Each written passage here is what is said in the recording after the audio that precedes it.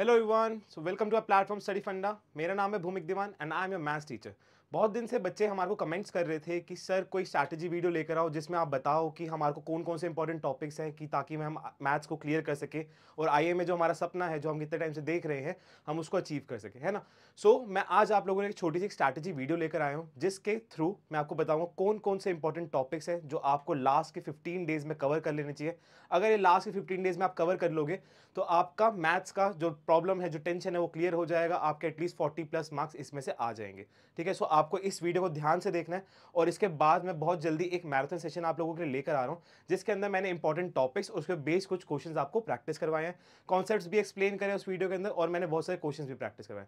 तो आप उस वीडियो को भी देखना जरूर। ठीक है, सो आज की वीडियो को स्टार्ट करते हैं। चलो, welcome future officers, as you all are going to become future officers soon. So first of all मैं आपको कट ऑफ बता देता हूँ, ठीक है, क्योंकि अभी स्ट्रैटेजी डिस्कस कर रहे हैं तो हमें कट ऑफ पता होना चाहिए कितना मेरा टारगेट होना चाहिए और अकॉर्डिंगली मैथ से मुझे कितने नंबर चाहिए, है ना। सो यहाँ पे अगर आपका सपना आईएमए है तो आईएमए की जो कट ऑफ जाती है, आईएमए कट ऑफ अभी तक हर बारी 130 से 135 के आसपास या इसके बीच में लाई करती है। कभी 132 आ जाती है, कभी 133 आ जाती है। सो समवट अराउंड इसके आसपास लाई करती है। नेवल एकेडमी कट ऑफ 120 से 125 के बीच में लाई करती है। एयरफोर्स एकेडमी के लिए कट ऑफ आपकी 140 से 145 के बीच में लाई करती है। ओटीए हमारे लिए इंपॉर्टेंट नहीं क्योंकि मैं मैथ्स पार्ट को डिस्कस कर रहा हूं, तो मैथ्स जो है सिर्फ इन 3 एग्जाम्स में आपके पास आता है। ठीक है, आईएमए के लिए अगर आप अपियर करना चाहते हो, आईएनए के लिए या एएफए के लिए, ओटीए में मैथ्स नहीं होता आपका। ठीक है, अब यहाँ पे आईएमए में कट ऑफ जो है 130 से अगर 135 आपकी जा रही है तो इसमें समझने वाली चीज क्या है कि आपको कितने नंबर किस सब्जेक्ट से चाहिए। आपके पास 3 सेक्शंस होंगे वहां पे, एक इंग्लिश का पार्ट होगा, उसके अलावा जीएस का पार्ट, फिर मैथ्स का पार्ट।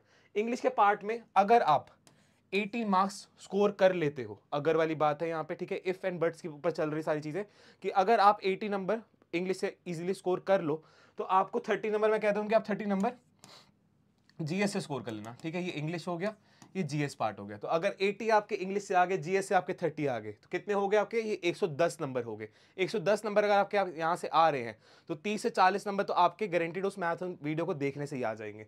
सो आप मैथ्स के लिए इजीली मैं कह सकता हूँ 40 आराम से स्कोर कर पाओगे, तो आपकी कट ऑफ आराम से क्लियर होगी, आप पास हो गए, है ना। तो आपको कोशिश ये करनी है कि इंग्लिश से और जीएस से कुछ मार्क्स आप स्कोर कर लो और लास्ट में जो बचा मैथ्स है, मैथ्स बाकी मैं कवर करवाऊंगा आपको, है ना। 15 दिन बचे, ज्यादा दिन है नहीं हमारे पास, तो कुछ इंपॉर्टेंट टॉपिक्स कर सकते हैं। सारे इंपॉर्टेंट टॉपिक्स या सारी चीजें नहीं डिस्कस कर सकते हैं। सो लिमिटेड कुछ इंपॉर्टेंट टॉपिक्स है जिनमें से हमारा मैक्सिमम सिलेबस आता है, वो टॉपिक्स मैं आपको दिखा देता हूँ। ठीक है, ये आपको ध्यान रखना है कि अगर आप इंग्लिश में से इसके आसपास, मैं कह रहा हूँ कि यहाँ पे 70 to 80 स्कोर कर लो, 30 to 40 यहाँ से स्कोर कर लो।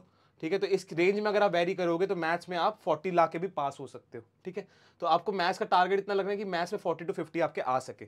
अब कैसे आएंगे, कौन कौन से इंपॉर्टेंट टॉपिक्स हैं, तो मैं इंपॉर्टेंट टॉपिक्स आपको बता दूं। ये इंपॉर्टेंट टॉपिक्स आपके सामने स्क्रीन के ऊपर है।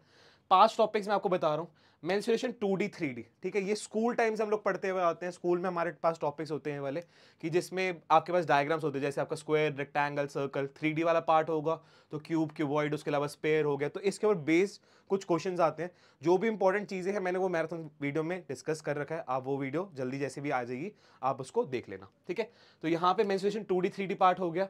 ट्रिग्नोमेट्री, अब ट्रिग्नोमेट्री इतना स्कोरिंग सेक्शन है, मैं ये कहूंगा यहाँ पे देखो, मेंस्ट्रुएशन 2D 3D से आपके लगभग 15 से 20 क्वेश्चन आ सकते हैं। ठीक है, आते हैं, आ सकते हैं। ट्रिग्नोमेट्री में से 12 से 15 क्वेश्चन आएंगे ही आएंगे। ठीक है, ये गारंटीड वाली चीज है कि ट्रिग्नोमेट्री में से इतने क्वेश्चन हर बार देखे जाते हैं। ट्रिग्नोमेट्री में हाइट एंड डिस्टेंस वाला पार्ट भी आपका आता है जिसमें से 1-2 क्वेश्चन आते हैं।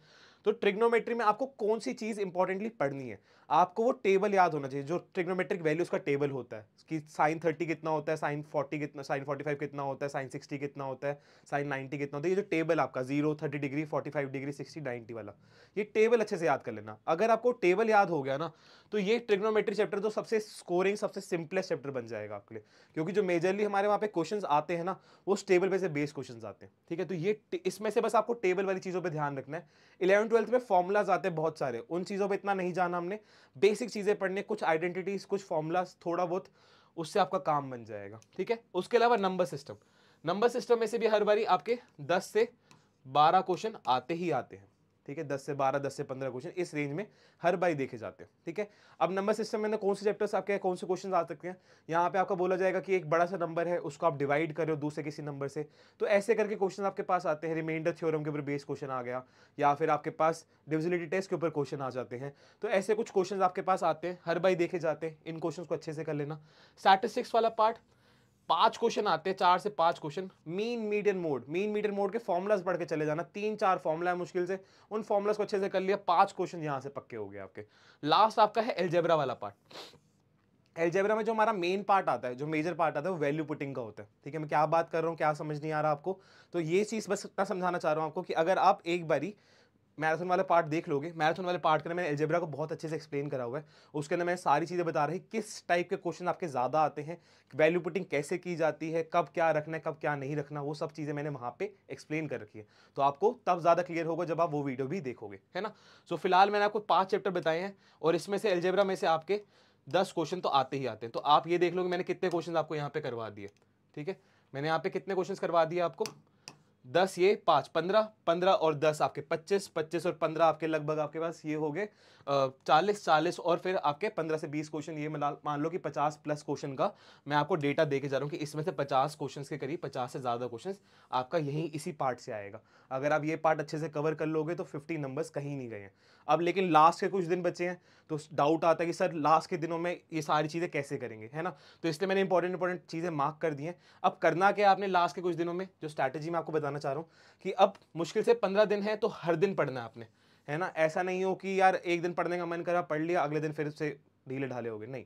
रेगुलर पढ़ना आपने, learn daily. Time management, time management बहुत इंपॉर्टेंट चीज़ है, क्योंकि आपके पास अभी देखो सिर्फ मैथ्स नहीं है, मैथ्स के अलावा आपका जीएस पार्ट भी है, इंग्लिश पार्ट भी है, तो आपको उनको भी साथ लेके चलना है। तो अकॉर्डिंगली आपको टाइम को डिवाइड करना है, टाइम को मैनेज करना है कि कितना टाइम किस सब्जेक्ट को देना चाहिए। अगर आपने मैथ्स स्टार्टिंग से उठाई है तो मैथ्स को ज़्यादा टाइम नहीं भी दोगे तो भी चल जाएगा, लेकिन अगर आप मैथ्स अभी रिसेंटली उठा रहे हो तो मैथ्स को ज़्यादा टाइम देना पड़ेगा ऑब्वियसली।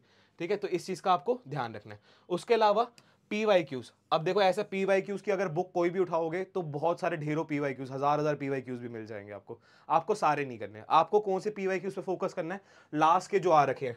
मैं कहूंगा लास्ट के 4-5 साल के पढ़ लो, 2018 से 2023 के PYQs पढ़ लो। 50-100 क्वेश्चन, जो भी 5 चैप्टर बताए हैं आपको, उनके हर किसी के 50-100 क्वेश्चन प्रैक्टिस कर लो, आपका काम बन जाएगा और बहुत ईजिली डुएबल है। फॉर एग्जाम्पल आपने मेंस्ट्रुएशन के फॉर्मुलास पढ़ लिए, उस पर बेस 50-100 क्वेश्चन प्रैक्टिस कर लिए। अगले दिन आपने ट्रिग्नोमेट्री पढ़ ली, उस पर 50-100 क्वेश्चन प्रैक्टिस कर लिए। 50-100 क्वेश्चन प्रैक्टिस करने में मात्र 2 से 3 घंटा लगता है, उससे ज़्यादा नहीं लगता। ठीक है, ज़्यादा नहीं मांग रहा आपसे मैं। तो अब लास्ट के इतने ईयर्स के 2018 से 2023 के जो क्वेश्चन हो रखे हैं उनको उठाओ, उससे ज़्यादा मत उठाना। ठीक है, इससे ज़्यादा बैक एंड में मत जाना कि 2007 से उठा लिए, 2010 से उठा लिए, नहीं, इतना पीछे का नहीं पढ़ना। 2018 वाला लेटेस्ट जो पैटर्न चल रहा है वहाँ से उठाना। ठीक है, उसके अलावा लास्ट आपका जो इंपॉर्टेंट पार्ट है दैट इज मॉक टेस्ट। आप अगर कोई भी एग्जाम देने जा रहे हो तो मॉक टेस्ट देना बहुत इंपॉर्टेंट हो जाता है। अगर आप मॉक टेस्ट नहीं दोगे तो आपके लिए प्रॉब्लम हो जाएगी, आपको पता ही नहीं चलेगा पेपर में टाइम कैसे मैनेज होता है ना। वहाँ पे आपके पास जो 2 घंटे है, उस 2 घंटे में आपको एक OMR शीट भी भरनी है, आपने वहाँ पे जो एग्जामिनर आपको डिस्टर्ब करने आएगा आपने उसको भी डील करना है, शोर शराबा बहुत सारी चीज़ें होती है ना। तो 2 घंटे का जो टाइम होता है वो पूरा कंप्लीटली 2 घंटे नहीं है आपके पास, उसमें आपको OMR शीट भी भरनी है, क्वेश्चन सॉल्व करने, रीड करने, बहुत सारी चीज़ें। तो आपको किस तरीके से करना है, किस तरीके से नहीं करना, वो सब चीज़ें आपको तब पता चल पाएगी जब आप मॉक टेस्ट दोगे।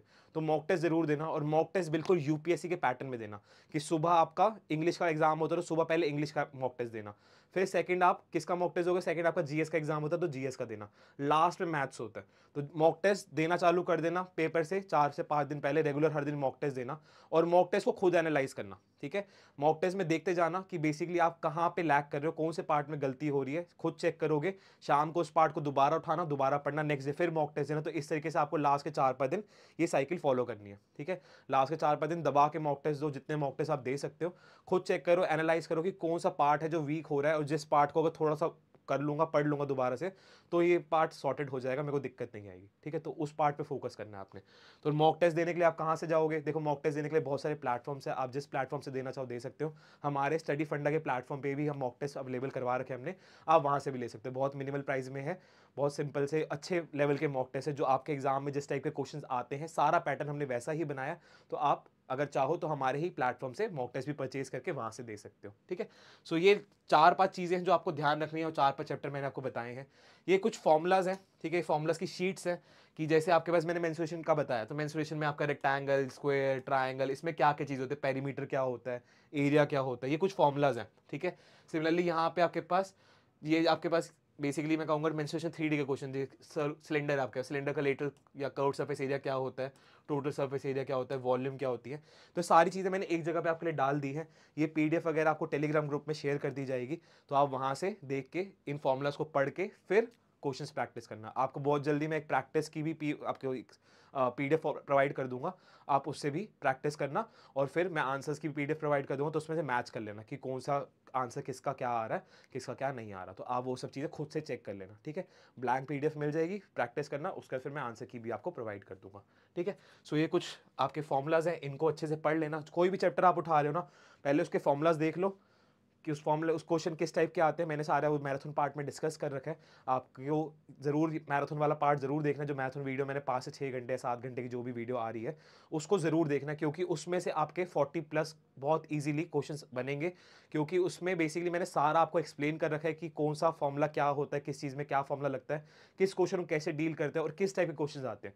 जैसे बहुत फिक्स टाइप्स होती है, जैसे मेंसुरेशन में आपको पता है कि आपके पास मेल्टिंग के कॉन्सेप्ट पे क्वेश्चन आएगा ही आएगा, मर्जिंग के कॉन्सेप्ट पे क्वेश्चन आएगा ही आएगा। तो मैंने वही क्वेश्चंस करवाए हैं जो एग्जाम में हर बार देखे जाते हैं, ठीक है, और किस तरीके से इजी तरीके से सॉल्व करते हैं, मैंने वो सब चीज़ें भी सिखाई है। तो आप उस वीडियो को ज़रूर देखना, बहुत जल्दी वो वीडियो आएगी, ठीक है। लास्टली मैं आपसे ये कहना चाहूँगा कि हमारी टीम ने बहुत मेहनत करी है यार, है ना, ये सब कंटेंट बनाने के लिए, आपकी लास्ट मोमेंट डिमांड्स फुलफिल करने के लिए। तो यार एक लाइक तो बनता है ना, और अगर आप नए हैं इस चैनल पे तो सब्सक्राइब जरूर करो और अपने फ्रेंड्स के साथ भी जरूर शेयर करना।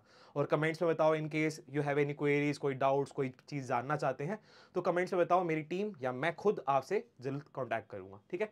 सो bye bye guys, take care and जय हिंद। दिस इज भूमिक दीवान साइनिंग ऑफ।